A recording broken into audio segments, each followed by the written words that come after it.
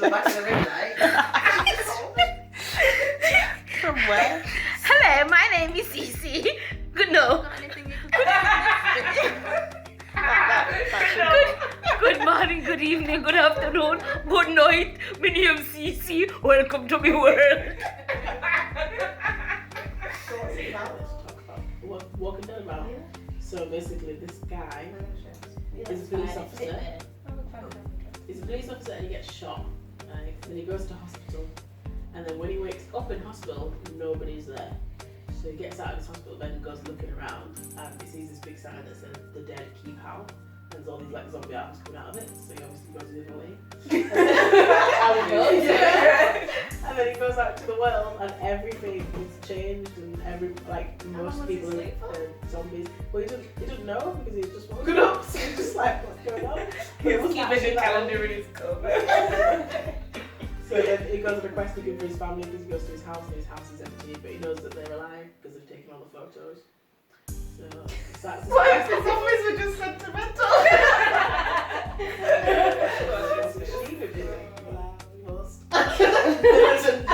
That's who you want to follow in a zombie apocalypse. She'd be like, sorry, we're to just become a zombie. I mean, no.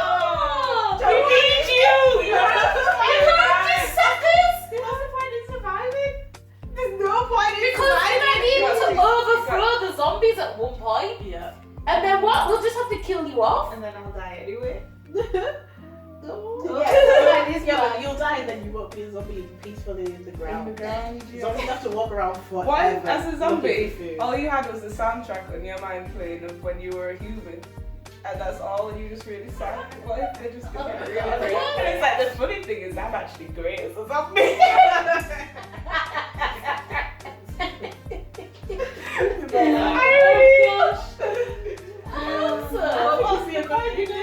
Because you have life. Why would you want to die? What's the point of living? You've been living as a zombie. No. That's eternal life. Yeah. So, being a zombie is the same. So, Jesus Christ. I didn't know that. Jesus Christ. You not weird.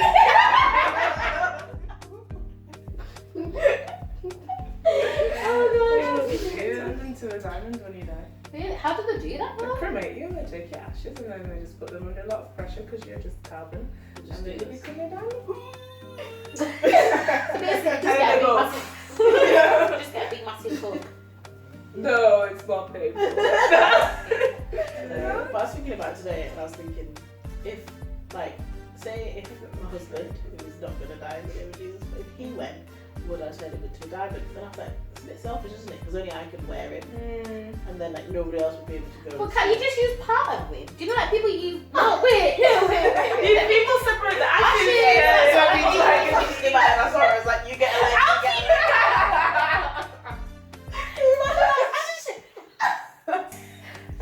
leg. Long kiss goodnight. Good night, baby. It's supposed to go over the time.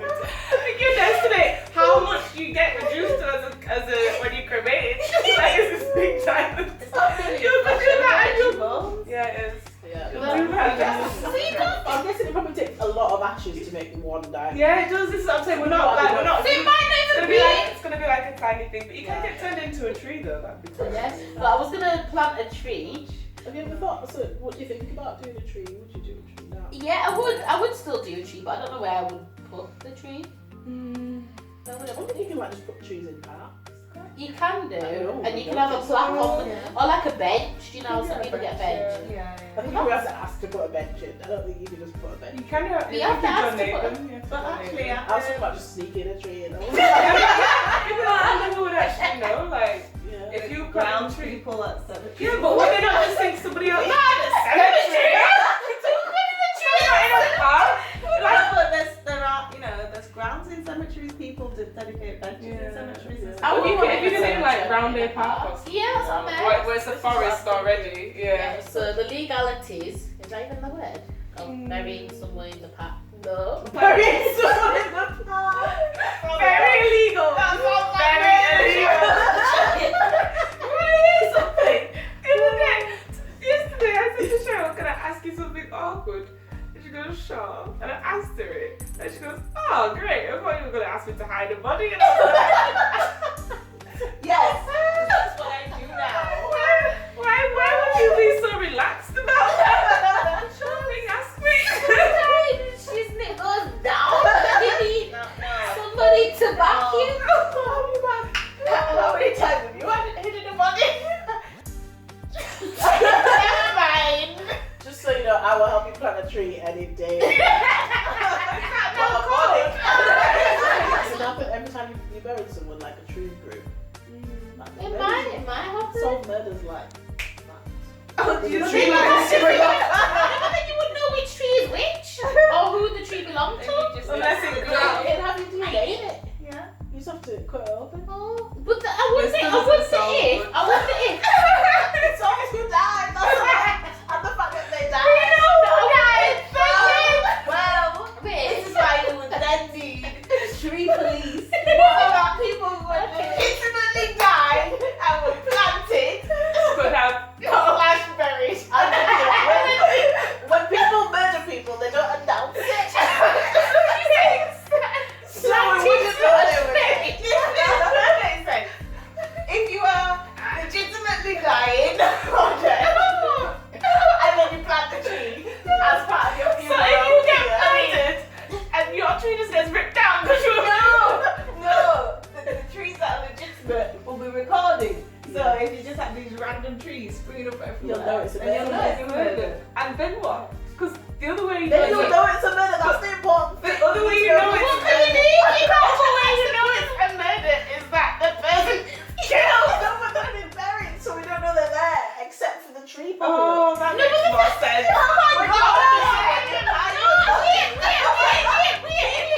You don't bring No, up but identification. No, I just wait. murdered this person. No, wait. I I just imagine that you say you killed me now, and a tree just pops up around their back. They're like, well, who's this stuff? And if it's I let's talk about solving the murder. It's not like it's hidden bodies. You need to be The tree specific. springs from the body. It's What and the type? body Yeah. is hidden. So for example, then if you left me here, it would just spring from my stomach. Yeah. Like first time. Yes. And that's how I would be you like, know you've been murdered. As opposed to my parents calling the police and sending out the Would it be a second murder if you cut down the tree and That's lost what it? I'm talking Yeah. about. Murder in the The second. Not what that means. second tree. I'm sure we can work on it. The tree, did you say? Yes. Yeah. Just What look about back. that? Human tree. There would be movies on that by now. How long the DNA is Then you'd be related to a tree.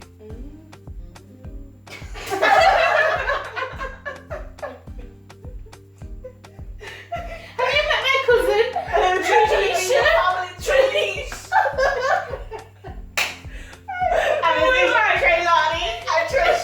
Why are we not using actual tree names like Willow? Oh my god.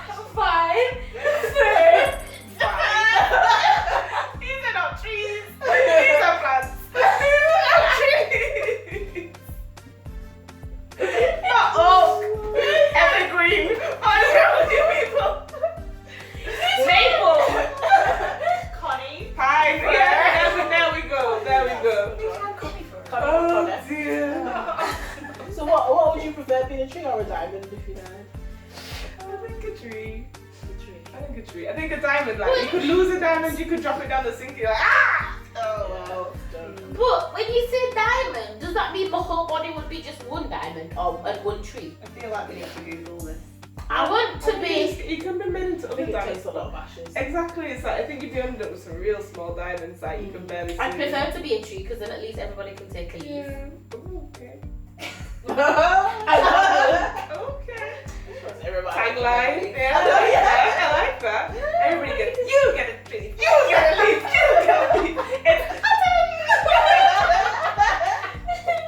Everybody would get a little. And you can, do you know, like, I don't know how people do it, but you can get, like, if someone gives you a rose, you can get it framed and stuff. I think I'd maybe prefer the diamond. It's inside. It's gold. So what was everybody's low light of the year? So depressing. Oh. Okay. Is that a real word? No. No. In hairdressing Low terms. point. What was that? Low I'll go for low light. They call me like the women low light. Look on the head top. Continue. Doesn't make sense.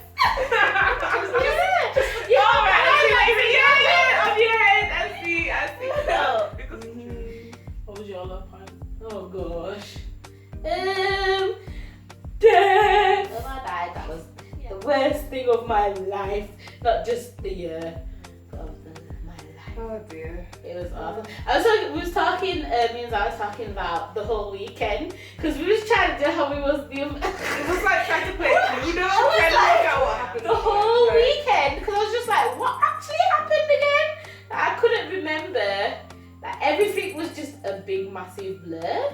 There were so many ups and downs as well, and points where you thought, oh yeah, it's gonna be fine, and then oh, that's not gonna be. Yeah. It wasn't just a A straight straight line. thing, so you just felt like there was good days in there, but Yeah. actually there was just like maybe a good hour. It was like hour by And then hour. it changed totally to Yeah. the next hour. You felt like we were living in the hospital. We were literally. I don't even remember most of it, to be honest. Feels like you know sometimes when you watch a film, you get so embroiled in it, and it ends, and you're like, oh gosh.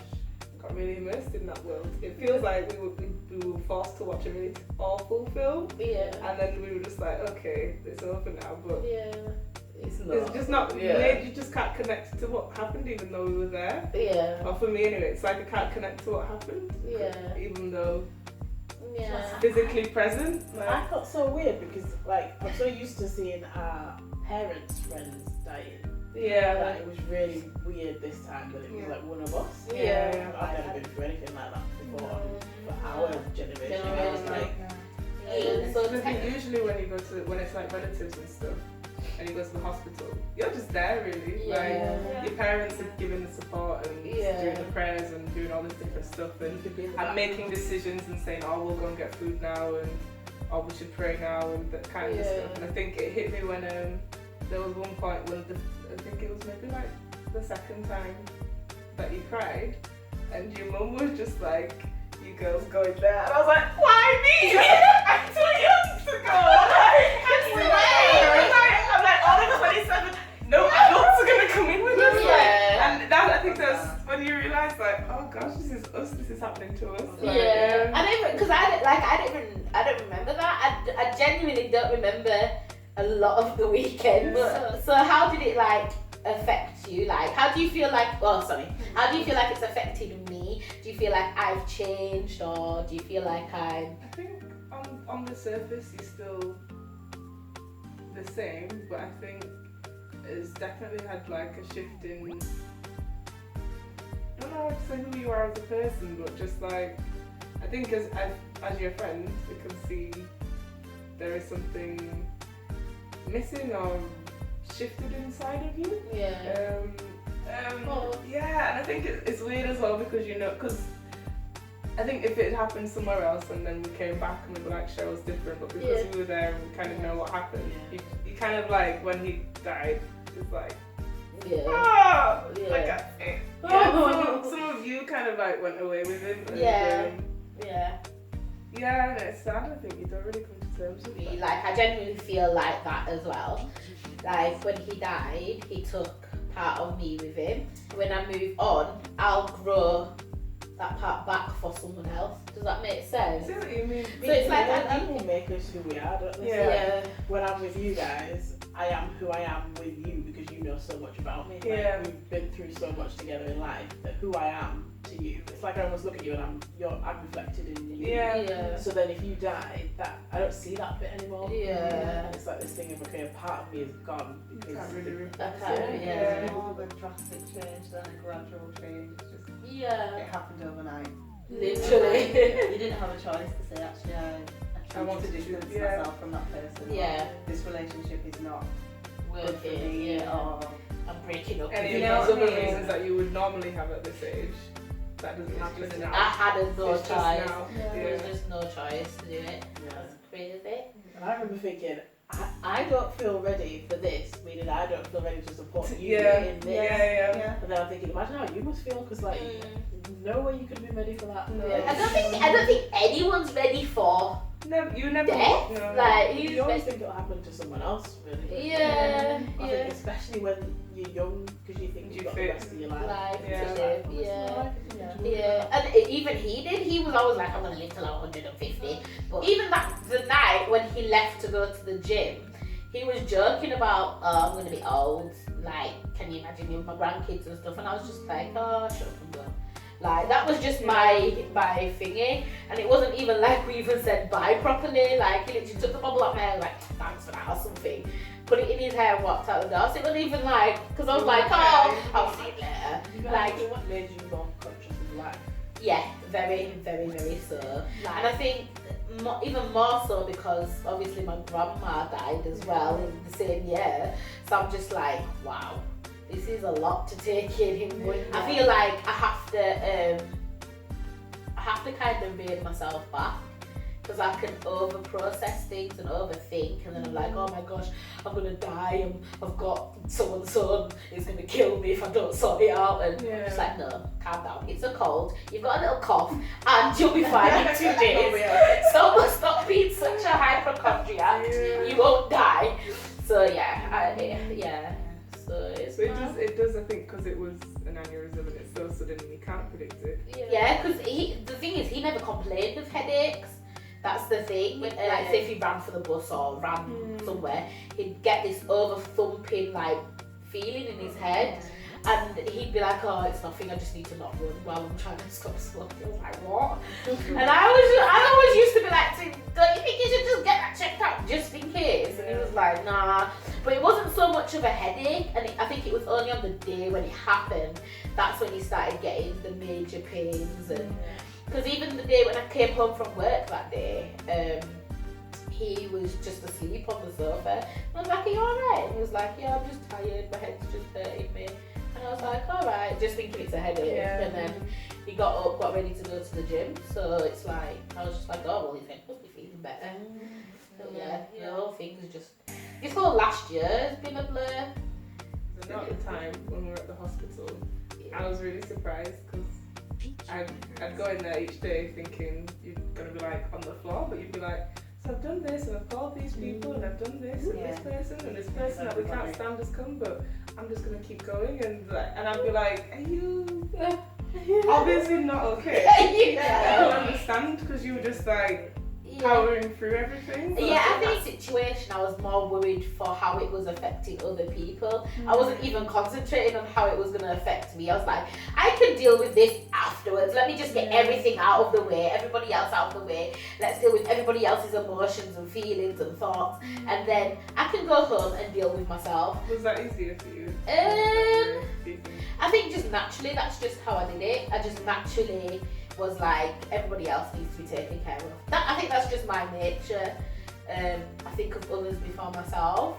And so in the hospital, I was just like, right, we need to get his family on board, we need to get his friends. So people from Scotland, London, whoever needed it. Like, I wasn't as well, because like watching you handle everybody in the middle of and all the arguments that were going on. In the middle of that much grief, like. And it was really hard to take in because it literally was within 3 days. From 1 minute he was going to the gym, really fit, really healthy for his age, to the next minute being on a life support machine. Do you know what I mean? For his friends, for his family members, they're just like, what? I was speaking to him, so I can understand. It's like, what? When you text us, I was like, what's she on about? You come to hospital for what? What's wrong with him? What do you mean? Like, it was just like, what are you Yeah, shut up. She said that how one of his pupils had dilated, and I was just like, okay, so what does that mean? And it was like, well, basically when your pupils dilate, it means that your brain activities stop. And I was like, okay, so what does that mean? And it was like, so it means that part of your brain is dead. And I was like, I remember I was sitting between you literally like this, and then you started bawling, and then someone was just like, I was trying not to cry. I was like, Cheryl has been so strong and so good for all of this. If you start crying, she's a bitch. You get it together. You catch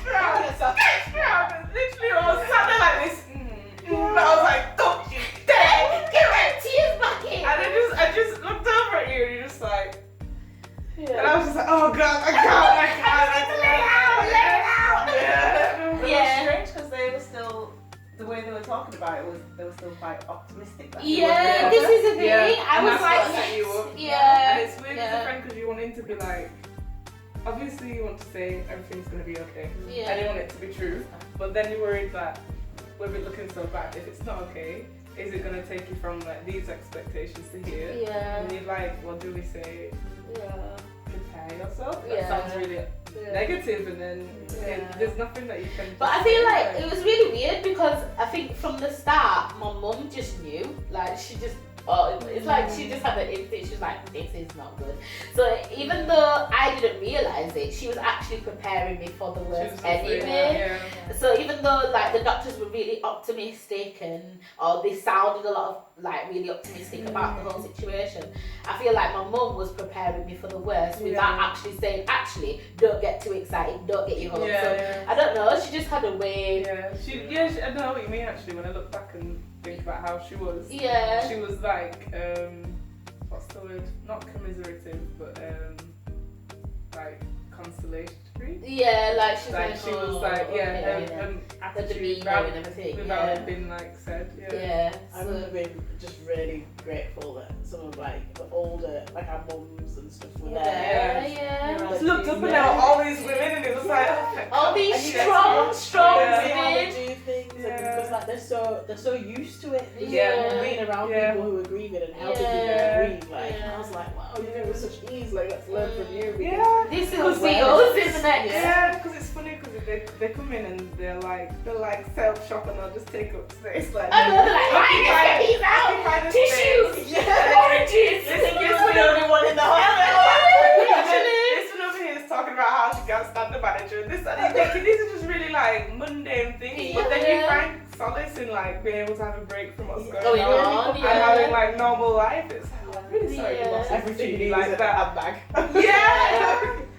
And like even your mum, like after I had that, when they said to me, oh well, it's time to turn off the live support machine, do you give consent? I was like, well yeah.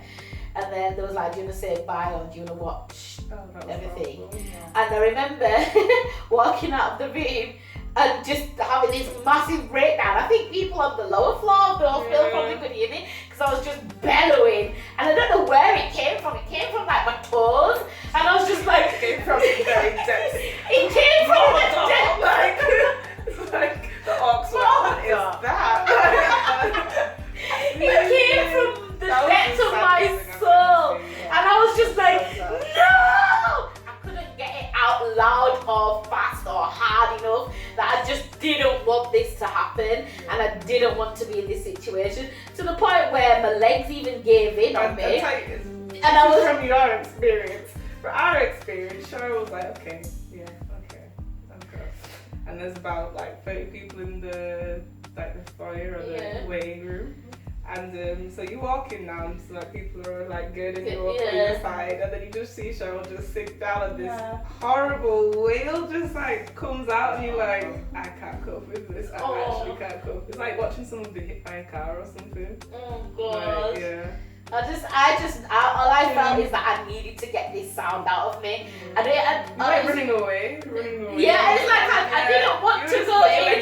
I was like, I don't want to go in here. I don't want to say goodbye. And I was like screaming for my life. I feel like I was screaming for his life.